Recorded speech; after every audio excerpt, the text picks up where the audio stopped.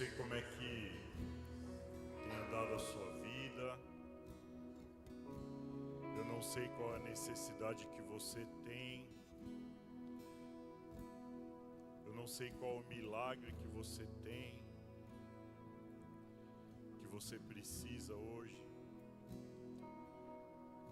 Deus, Ele está esperando você dar um passo de fé, um passo de confiança.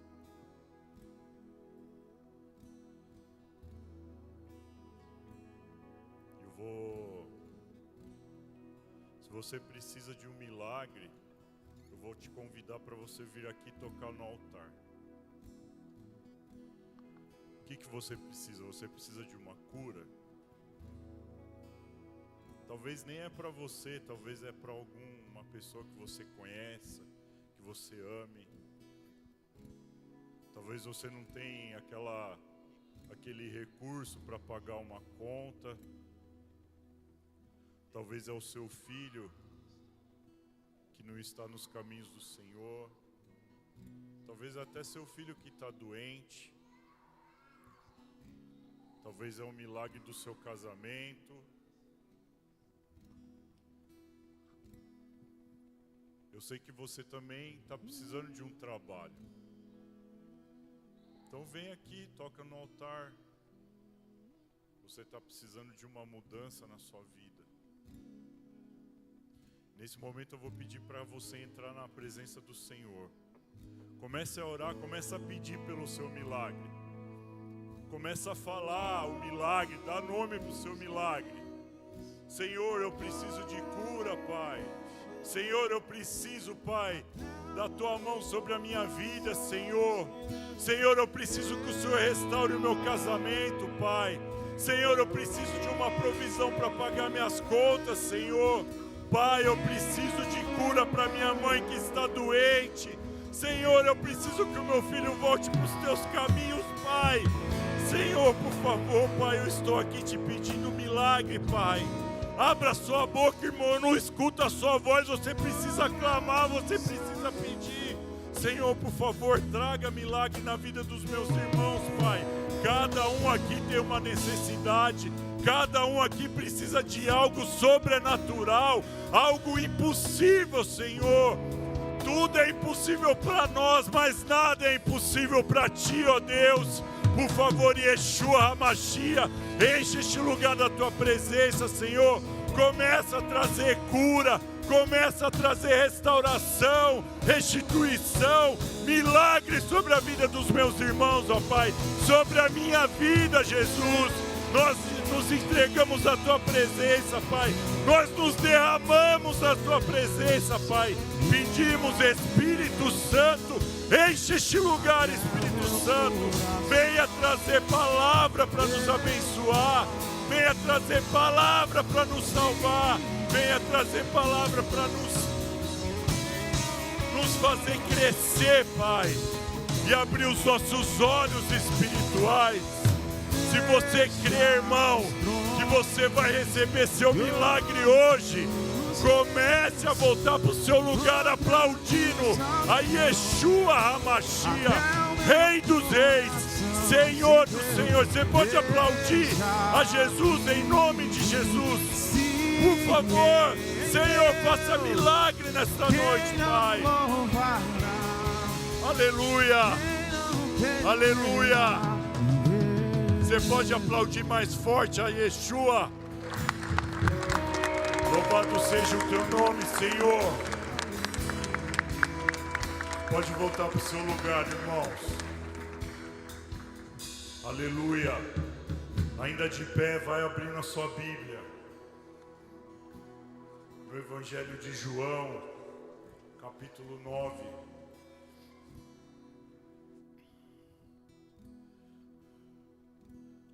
Jesus, nós Te louvamos, Pai, Te exaltamos, porque só o Senhor é Deus, Jesus.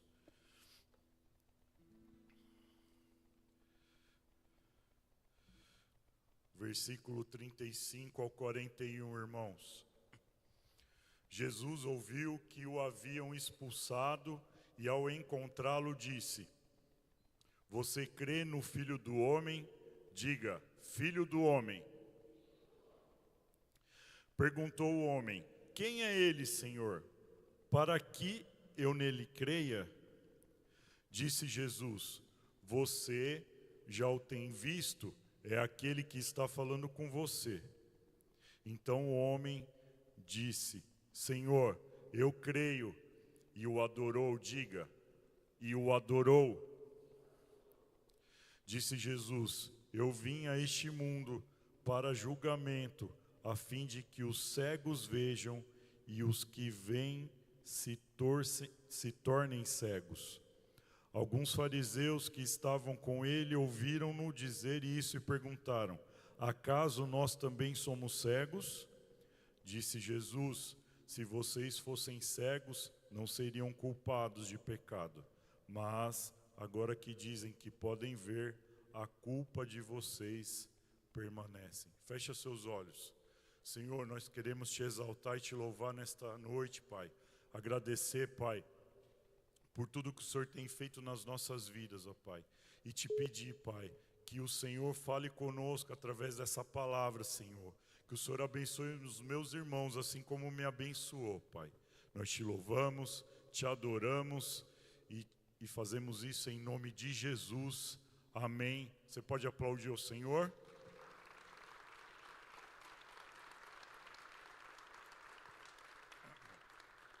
Aleluia. Pode tomar o seu lugar, querido. Glória a Deus. Irmãos, o capítulo 9 do Evangelho de João descreve a história de um cego de nascença que foi curado por Jesus. E como em outras vezes, em outros milagres que Jesus realizou, Jesus realiza esse milagre num sábado, no Shabá dos judeus. E aí, irmão, isso causa um grande alvoroço no meio dos fariseus. O pessoal fica maluco. E este milagre é um dos mais impactantes que Jesus realizou. Porque Jesus ele estava caminhando até que ele vê esse homem cego. E a Bíblia fala que quando Jesus vê aquele homem cego, ele cospe no chão, faz um barro, pega aquela meleca ali de barro e coloca no olho do cego. E fala assim para o cego: ó, vai lá lavar seu rosto no tanque de Siloé. E quando o cego lava o rosto, imediatamente ele volta a enxergar. E aí começa todo o contexto desse texto do capítulo 9 do Evangelho de João. Começa uma saga dos fariseus. Eles começam a investigar a cura. E claro, você conhece a Bíblia, eles começam a acusar Jesus, falar que Jesus é endemoniado, falar que Jesus não é enviado por Deus. Começam a duvidar daquele milagre que Jesus cometeu. Mas estes sábios, eles abordaram 2 vezes esse cego, ex-cego, e também aos seus pais, porque eles começaram a duvidar daquele milagre. Eles não começaram a questionar o milagre que Jesus realizou. Primeiro eles questionaram por que Jesus curou no sábado. Mas depois eles começaram a duvidar do milagre de Jesus. Esse cara está mentindo. Ele não era cego. Perguntam 2 vezes para ele. E o que esse texto nos ensina, irmão? Que assim como naquele tempo, hoje nós vivemos uma cegueira espiritual. Diga aí, cegueira espiritual. No decorrer desse capítulo, a gente vai identificar que não apenas os fariseus não apenas os sábios, os líderes, mas também as pessoas que conviviam com Jesus e que conviviam com aquele homem, duvidaram se ele era realmente cego. Duvidaram do milagre. Eles apresentaram a cegueira espiritual. E hoje a gente vai aprender bem rápido, que eu não quero tomar seu tempo, porque hoje você vai chegar em casa. Quantos aqui estão de folga amanhã? Vamos ver. Bastante gente. Alguns aqui querem ir logo para casa porque quer assistir The Chosen, para ver se tem esse milagre lá. Não sei se tem. Quem vai acordar meio-dia amanhã? Pouca gente. O pessoal só contador acorda meio-dia. Até parece, amanhã 8 horas eu estou trabalhando, Aninha. Para. Mas o que pode causar uma cegueira espiritual, irmãos? Nós vamos identificar nesse texto de capítulo 9 de João que há algumas coisas que nos causam cegueira espiritual. E a primeira coisa é o julgamento. Diga aí, julgamento. Fala de novo, julgamento. Exatamente, julgamento. No versículo 2 e 3 aí da sua Bíblia, no capítulo 9, quando Jesus ele passa ao lado daquele cego, os discípulos perguntam para Jesus: Senhor, foi este homem o seu pai ou sua mãe que pecou para que ele fosse cego? Jesus já imediatamente já responde: não é nada disso que vocês estão falando. Mas ele é cego porque a obra de Deus, para que a obra de Deus se manifeste na vida dele. Muitas vezes, queridos, nós julgamos as pessoas por alguma deficiência, por alguma doença que ela tem. Julgamos e falamos: ah, tem esse problema aí porque pecou. Mas nem sempre, você tem que entender que nem sempre um problema, uma doença ou deficiência é fruto de pecado. Lembram de Jó? Quem lembra de Jó? Jó pecou? A Bíblia fala que ele era irrepreensível. Mas Deus permitiu com que acontecesse algumas coisas na vida dele, para que a fé dele fosse provada. E você sabe o final da história. Nós temos o hábito, irmãos, de julgar as pessoas. Não é todo problema que é fruto de pecado. Não é todo problema que é fruto de pecado. Eu me lembro que quando a Carol perdeu o bebê e ela teve que fazer uma cirurgia para retirar o útero, no Madre Teodoro, e a pastora Solange, que é cunhada da pastora Samara, foi lá visitar a Carol. Ela virou para mim e olhou para mim e falou assim: Getúlio, o que aconteceu não é pecado. Não é por conta do seu pecado do passado ou de algum pecado que você cometeu, mas o que aconteceu é porque Deus ele tem um propósito nisso. Muitas vezes, irmãos, acontecem coisas ruins nas nossas vidas porque Deus ele tem um propósito para nós, que transformar aqui algo que aconteceu de ruim na sua vida se tornar bom, para que através do seu testemunho as pessoas possam entender e acreditar que Deus é poderoso para fazer o milagre. Amém? Deus ele é poderoso para fazer o milagre. Então, irmãos, o problema que você está tendo talvez não seja fruto do seu pecado. Porque Deus, Ele vai nos apresentar o motivo daquele problema.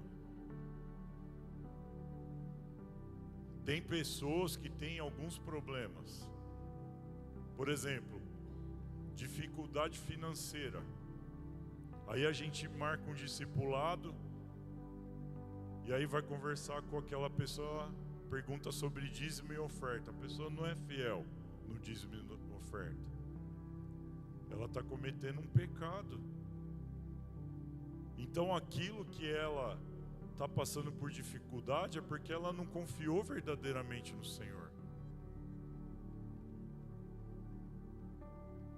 Tem pessoas que têm dificuldade de relacionamento, não casam, não conseguem entrar em compromisso. Talvez não é para aquela pessoa casar, Deus tem outro propósito, mas talvez é fruto da pessoa ser arrogante, soberba, impaciente, julgadora. Mas nem tudo, irmão, nem tudo que tem de ruim na sua vida é pecado. Amém? Tem pessoas que precisam de uma oportunidade e de uma palavra para receberem cura e libertação. Aquele cego, ele precisava de uma atitude, e a atitude dos discípulos foi errada. Eles julgaram, em vez de falar assim para Jesus: nossa, Jesus, olha o ceguinho ali, será que o Senhor pode curar? Não, eles julgaram. Ah lá, Jesus, o cara está cego, acho que o pai ou a mãe dele pecou, até mesmo ele pecou. Não julgue, irmão, tome atitude, faça igual Jesus. Jesus chegou e falou assim: não, vou curar esse homem, vem aqui. Fez uma melequinha lá de barro, colocou no olho dele e curou. É isso que a gente tem que fazer, amém? As pessoas precisam de gatilho. Você tem observado a cegueira espiritual das pessoas ultimamente? Dentro da igreja, você às vezes não enxerga o que é claro. O que é claro. O que é claro. O que Deus tem feito na minha vida e na vida de alguns aqui. É claro, você precisa identificar que é o Espírito Santo que faz a obra. É o Senhor que está cuidando de nós. Só que você precisa abrir os seus olhos espirituais, amém? Você precisa ter visão espiritual e apresentar uma solução para as pessoas. E como é que chama essa solução? Jesus. Jesus. Abra seus olhos. O seu problema tem solução. Amém? O seu problema tem solução. Os olhos de Jesus estão voltados para a sua vida. Você crê nisso? Você pode aplaudir ao Senhor.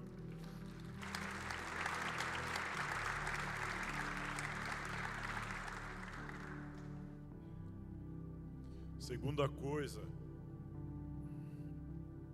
que nos deixa com cegueira espiritual é a incredulidade.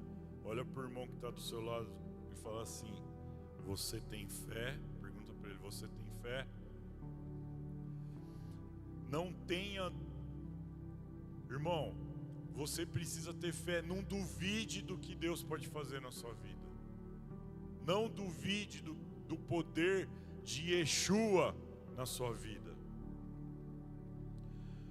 Olha só, aquele homem foi cego a vida inteira. E aí Jesus chega, cura ele, faz um milagre, e aí ele volta a enxergar. E está andando lá. Aí o pessoal fala: nossa, é o ceguinho aquele ali? Hein, vô? É o ceguinho. Aí um vira e fala assim: ah, não sei não, acho que não é ele não, deve ser alguém parecido com ele. Não, é ele sim. Será que ele foi curado? Ah, mas será que ele era cego mesmo? Será que ele não...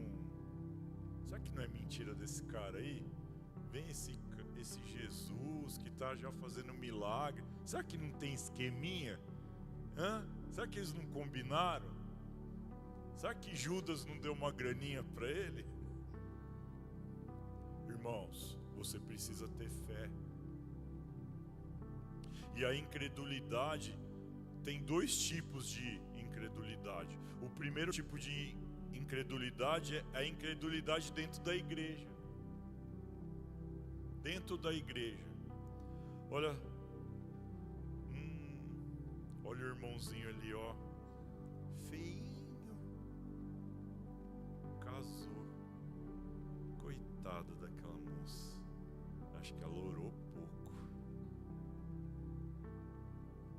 Olha os irmãos ali, ó. Compraram um carrão, ó. Acabaram de virar 12. Já estão ostentando aí, compraram o carro, foram viajar para a Europa, tiraram foto lá na Torre Eiffel. E, olha lá, compraram uma casa. E não sei não, hein? Sei não, esses dois aí. Olha aquela moça ali, ó. Tem 3 filhos, ó, um atrás do outro. Deve ter gastado maior grana fazendo fertilização para ter filho. Não podia ter filho, agora tem uns 3. Olha lá, ó. Ganhava um salário mínimo até esses dias, agora está trabalhando numa empresa, chefe. Olha o outro ali, ó. É dono do próprio negócio. Irmãos, quando a pessoa ela decide dar um passo de fé na vida dela, todos os sonhos dela são realizados. Amém? Quem foi no encontro aqui? Alguns aqui acho que tiveram a oportunidade de ver uma ministração que fala sobre isso. Quando você entra na presença de Deus e começa a fazer a vontade dele, os sonhos dele são realizados na sua vida. Irmãos, Deus não coloca nenhum sonho na sua mente, nenhum pensamento na sua mente que não seja Ele que tenha colocado. Se você tem sonho de ser empreendedor, você será. Quantas mulheres temos aqui? Do 0 a 1 milhão, amém? Quantos homens temos aqui que querem empreender? Amém? Mas quando começa a acontecer um milagre na sua vida, aqueles que não têm fé começam a duvidar do que Deus faz na sua vida, assim como aquelas pessoas duvidaram do que Jesus fez na vida daquele homem.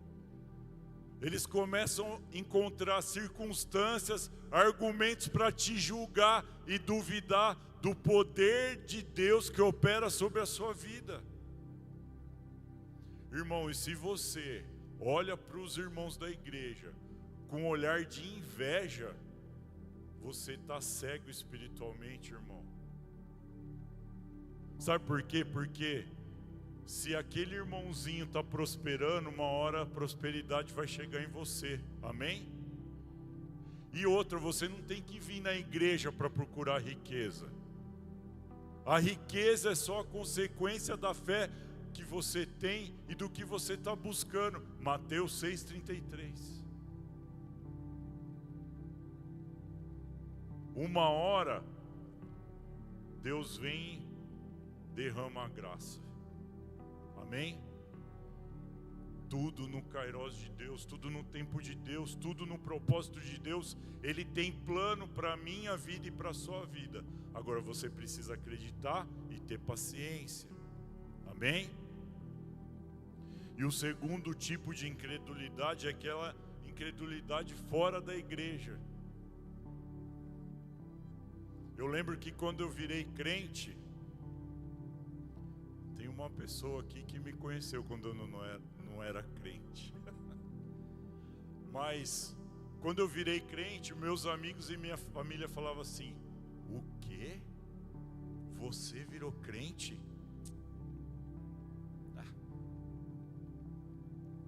É moda agora, logo passa.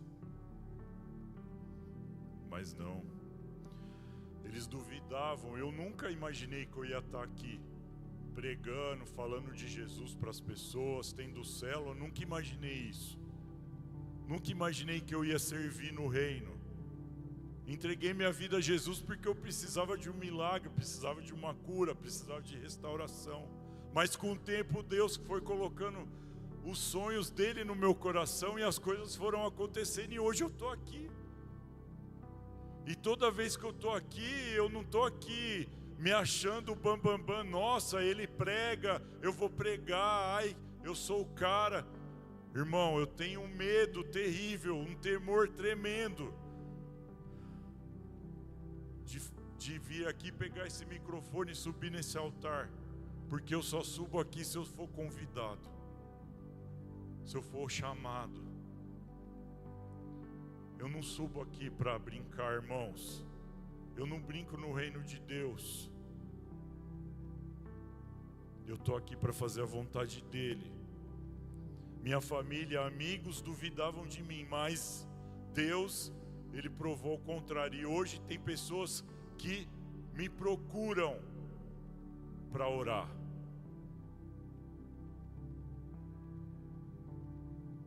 Meus primos me ligam, me chamam, mandam mensagem. Ora por mim, minhas tias, ora pela sua prima. Porque eles viram que Jesus transformou a minha vida. E aquelas pessoas, eles não conseguiram entender que Jesus transformou a vida daquele homem. Ele passou a enxergar, irmãos. Você precisa enxergar. Você precisa deixar Deus abrir os seus olhos espirituais. Amém? Abra os seus olhos espirituais. Jesus, ele quer fazer uma obra na sua vida. Não duvide. Não duvide. Sem fé é impossível agradar a Deus, irmãos. Como é que o milagre que você pediu agora para o Senhor no altar aqui pode acontecer se você duvida que ele pode acontecer? Não duvide do poder de Deus. Amém? Você crê que Jesus vai fazer uma obra na sua vida? Que Jesus vai fazer o seu milagre acontecer? Amém? Você crê? Dê um aplauso ao Senhor.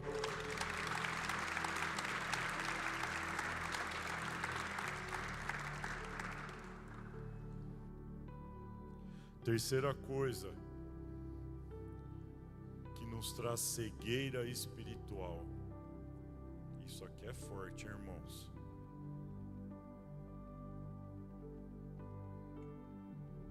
Mau testemunho.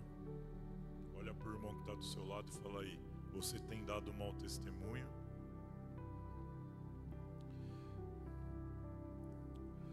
Do versículo 13 ao 34 fala sobre mau testemunho.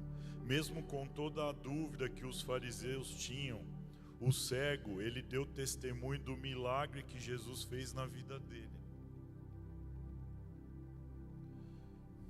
Se você ler o texto, os fariseus perguntam 2 vezes para ele. E na segunda vez que perguntam, fala assim: esse cara aí, esse tal de Jesus, ele é um pecador. E aí o homem vira para eles e fala assim: eu não sei se ele é pecador ou não, eu só sei que agora eu estou enxergando. Amém? Eu não sei o que ele fez, mas eu estou enxergando. Eu não sei o que Deus vai fazer na minha vida, ou fez, mas o que eu precisava aconteceu.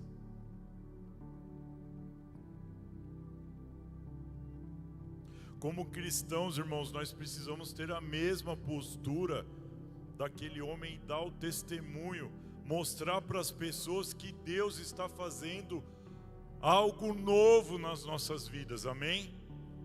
As pessoas precisam entender que é Deus quem está transformando a sua vida.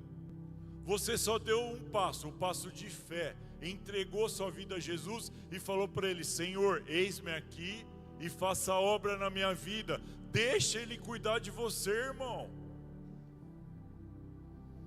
Deixa Ele fazer o resto.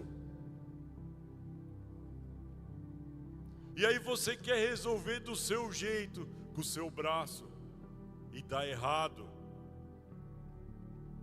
E aí você terceiriza a culpa. Ah, Deus não olha para mim. Ah, o meu líder não me dá atenção. Ah, o pastor não tem horário para falar comigo. Irmão, para. Não é líder, não é pastor que vai fazer sua vida andar. E aí sabe do que você gosta de falar? Falar do seu passado. Fala com orgulho. Ah, eu era um lixo. Ah, eu ia pra balada, pegava 5 meninas. Ah, eu ia pro barzinho e ficava com 3 caras. Meu, que graça tem nisso? Aí você fala cheio de orgulho. Em vez de você falar o que Deus está fazendo na sua vida, você começa a falar do que Satanás fez com você lá atrás, quando você era bonequinho dele. E isso é mau testemunho. O bom testemunho é você falar das coisas que Jesus está fazendo na sua vida. O meu casamento era destruído, mas Jesus transformou meu casamento. Eu usava droga, mas Jesus me libertou.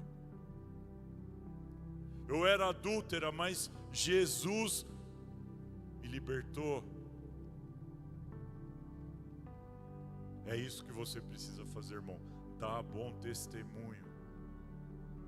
Você conta do seu passado, mas as pessoas que não conhecem a Jesus não sabem o que Jesus fez na sua vida. Eu bebi, irmão, até o dia que eu coloquei um gole de cerveja na garganta e ele voltou. Do jeito que eu joguei, ele voltou. Falei, nossa, que estranho, joguei de novo, voltou outra vez. E eu ouvi o Espírito Santo falar, já era. Você é meu e isso não te pertence mais. Eu vi um testemunho do Rodolfo Abrantes. Quem já ouviu falar desse cara? Ele falou que um dia ele estava na frente do espelho. E ele é cheio de tatuagem. E ele olhou assim, putz, onde eu vou fazer uma tatuagem? Olhava no braço e tal. E aí ele ouviu, chega.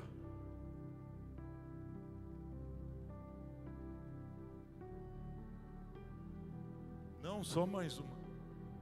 Você não vai mais fazer tatuagem.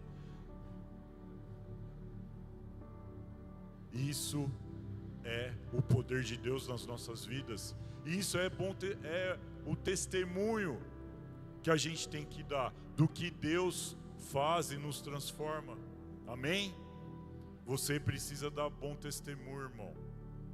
Na sua casa, na sua família, para os seus amigos, no seu trabalho. As pessoas precisam saber, sim, quem você era e quem você é agora em Cristo. Amém?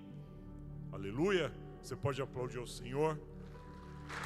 Glória a Deus!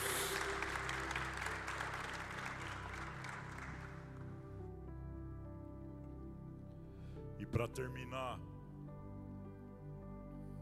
a última coisa. O maior milagre nas nossas vidas é a salvação. Amém? O maior milagre. Jesus curou aquele homem, porém faltava uma coisa. Olha para a pessoa que está do seu lado aí e fala, faltava uma coisa. E o que faltava? Vocês sabem? O que faltava para aquele homem?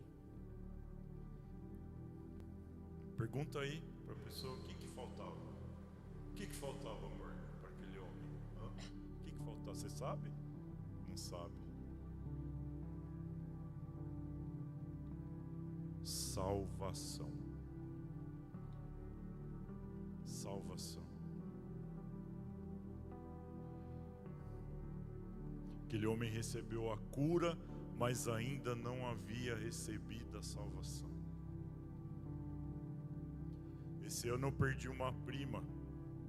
Em 3 meses, ela faleceu depois de descobrir um câncer na medula.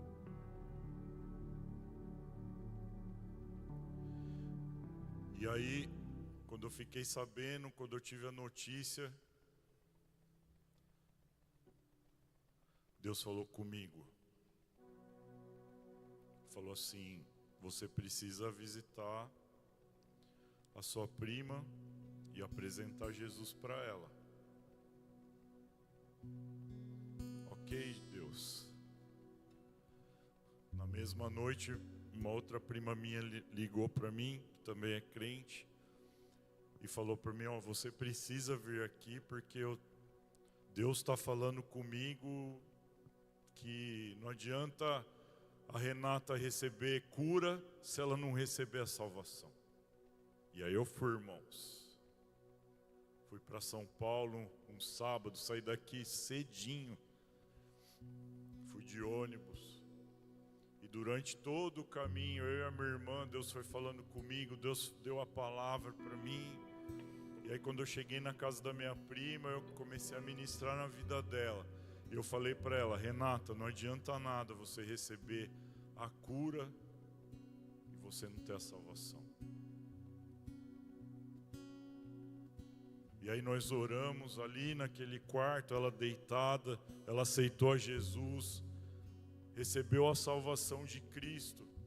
A irmã dela gêmea, minha prima, também aceitou a Jesus. O marido dela, que era desviado, se reconciliou com Cristo ali naquele quarto, e a gente começou a louvar a Deus ali naquele lugar. E eu saí de lá em paz, porque ela poderia não receber a cura, mas ela recebeu a salvação de Cristo.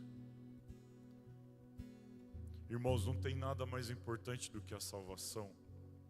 Deus, Ele pode vir fazer milagre na sua vida. Ele pode fazer milagre na vida de pessoas aí fora. Mas as pessoas precisam de salvação. Amém?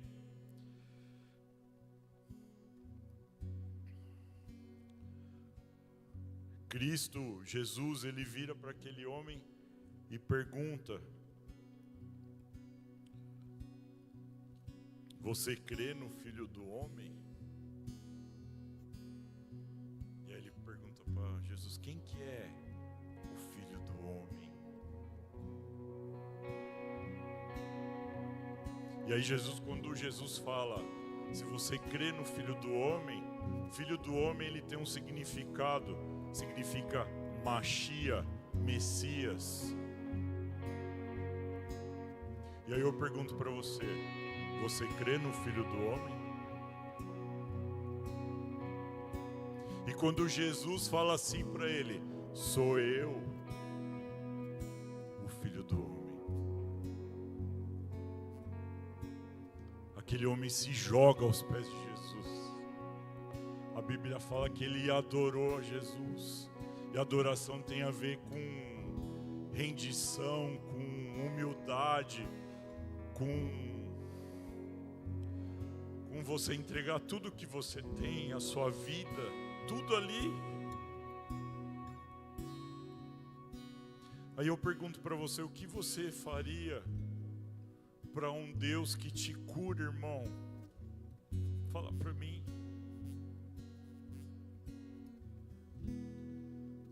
Ele se jogou nos pés de Jesus.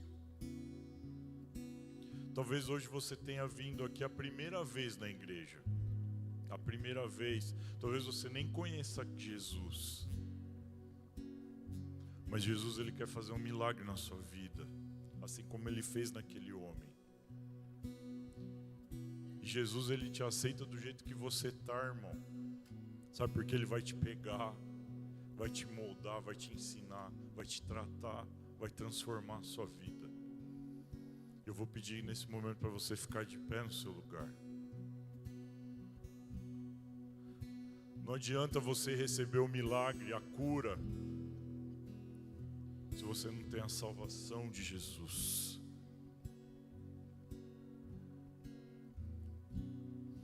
Quantos querem receber um milagre? Mas saiba, irmão, que sem a salvação, seu milagre é só mais uma história para contar. Mas com a salvação, é a sua vida transformada, é a sua vida restituída.